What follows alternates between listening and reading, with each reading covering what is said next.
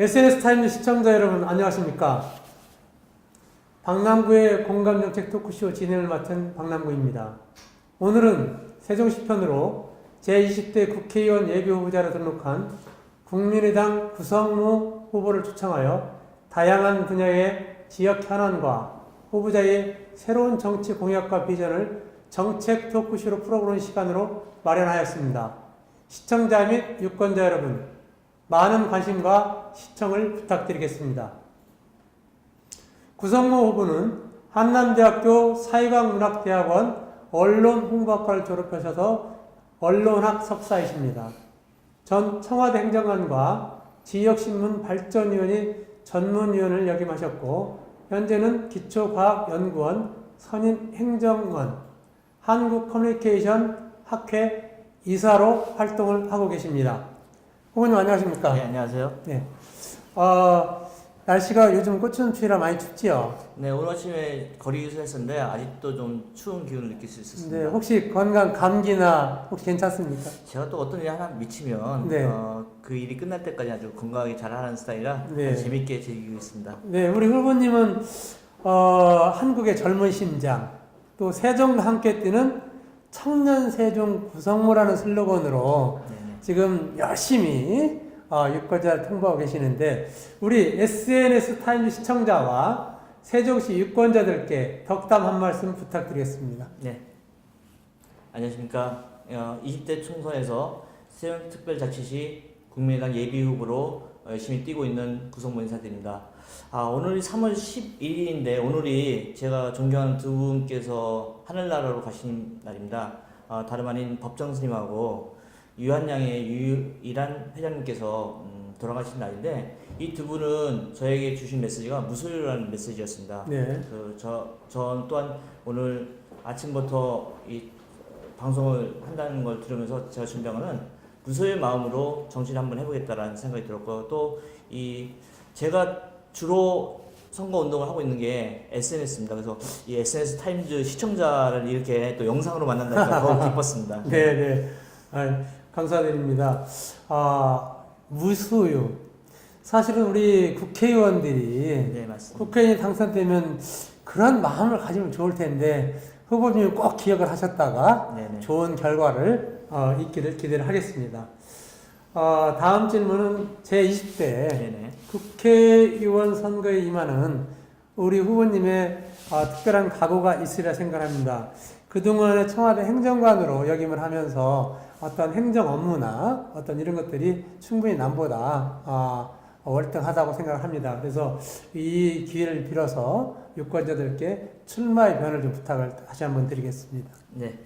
이번 선거는 청년 세대가 중심이 되는 정치를 해야 된다고 생각합니다. 그리고 이 젊은 도시 세종이라는 곳에 제가 나온 이유는 저하고 이 세종이 적합화되어 있다, 최적화되어 있다고 생각합니다. 네. 다름 아닌 이유는 세종의 평균 나이가 32세입니다. 근데 제가 그 최고 어린 나이 42세입니다. 그래서 네.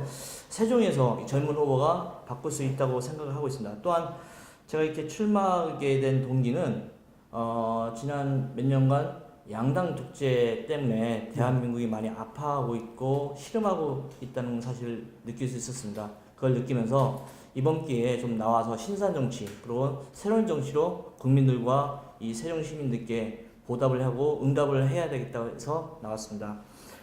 특히 세월호 사건이 일어난 지 한 3년이 돼가고 그리고 한일 위안부 협상 처분이 없죠. 그런 협상을 하고서도 지금 두 당은 아무런 반성 없이 지금 서로 싸움만 하고 있습니다. 그런 네. 것들을 좀 바꿔보고자 이번에 나서게 됐습니다. 네. 네.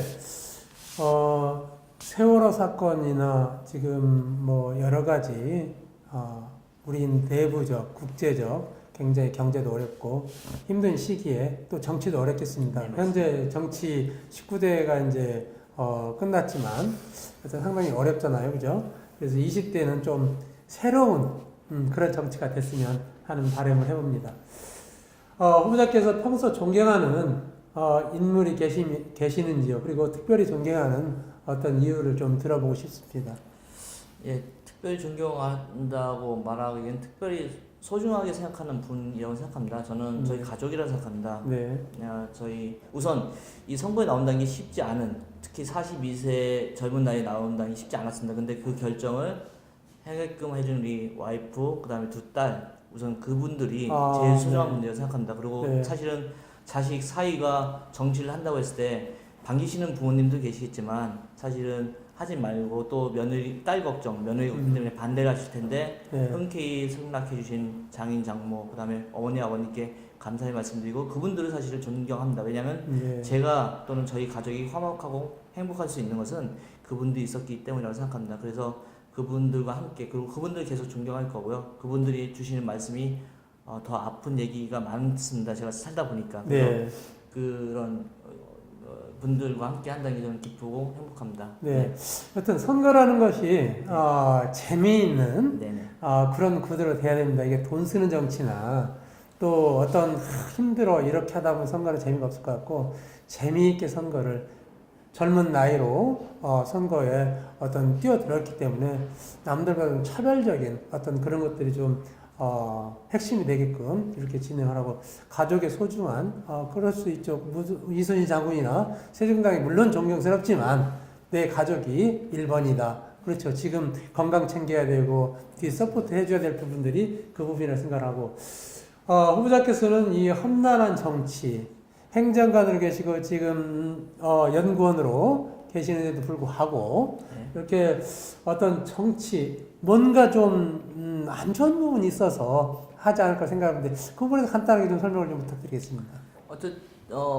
많이 아팠습니다. 12월 달에. 그러니까 네네. 많이 아팠다는 게 제가 이제 정치를 하고 싶어서 아픈 게 아니라 이렇게 세상이 그러니까 미래를 생각하는 상황이 아닌데 네.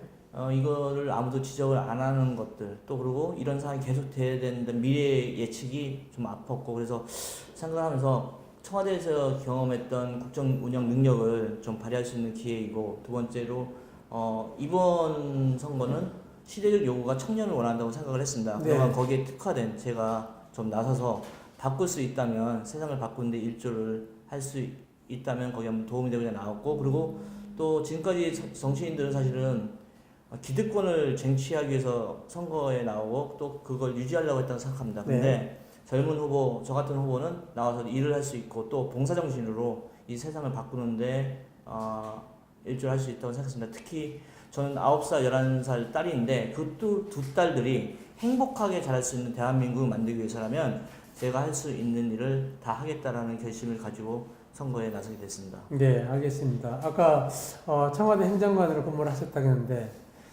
행정관으로 근무하시면서 가장 기억에 남는 게 어떤 것인가요? 제가 이명박 정부 때 이제 홍보 쪽 담당을 했습니다. 네, 네. 네, 그 주로 담당을 하다 보니까 이제 4대강 살리기나 세종시 발전 방안 홍보 등을 했었고요. 이제 그러다 보니까 사람들하고 소통하는 일 많이 하게 되는데 저도 요즘 현장에서 유권자분들과 많은 소통을 하는데 소통이라는 게 상당히 중요하다는 거. 네. 이렇게 SNS 타임즈가 중요하듯이 왜냐하면 소통할 수 있는 네. 어떤 기득권에 있거나 공무원들이 국민들과 소통을 안 합니다. 그리고 네네. 탁상 현장에 앉아서만 얘기를 하는데 네. 중요한 건 소통이라고 생각합니다. 그리고 네. 그건 연습도 피하고 교육도 받아야 되는데 그냥 말로만 소통을 하세요. 그래서 그때 느꼈던 게 소통이 정말 중요하고 소통하기 위해서는 연습을 많이 해야 되고 네. 그리고 본인이 좀 특화가 되어 있어야 되는 생각을 많이 하게 됐습니다. 그리고 우리 지금 정치를 보면서 다들 오해를 많이 하신다는 거. 그러니까 우리 국민들도 그렇고 정치인들도 그렇고 네. 공무원들도 그렇고 서로에 대해서 오해를 많이 하는데 네네네. 좀 서로 존중하면서 소통으로 풀어갔으면 하는 게 제가 그때 느꼈던 것입니다. 네. 소통.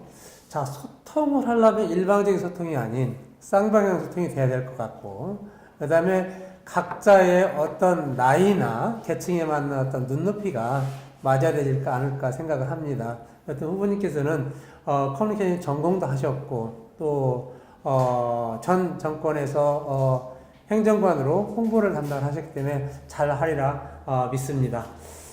이어서 지역 현안으로 후보자께서는 출마를 결심한 우리 여기 세종시 지역에 핵심 현안이 무엇인지 여기에서는 충분히 하신 걸로 알고 있습니다.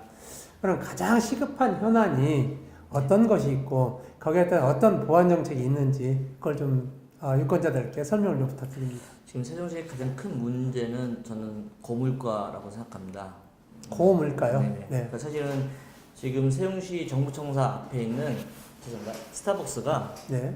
강남 스타벅스보다 100원이 더 비쌉니다. 그래요? 네네. 어. 그만큼 상당히 고물가에 우리 지역 주민들이 시달리고 계십니다. 근데 사실 그 근본적인 원인은 어디에 있냐면 LH가 이 세종시를 분양을 하면서 추첨식이 아닌 최고가 입찰을 했습니다. 그러다 네. 보니까 분양 시행사들은 최고가 입찰할 때 최고의 금액을 써냈고 최고가로 입찰받은 시행사들은 네네. 당연히 분양을 상당히 높은 가격에 할 수밖에 없었던 거고요. 그렇죠. 분양을 임대를 해서 이제 들어온 업주들은 당연히 분양가가 높았기 때문에 거기에 맞는 가격에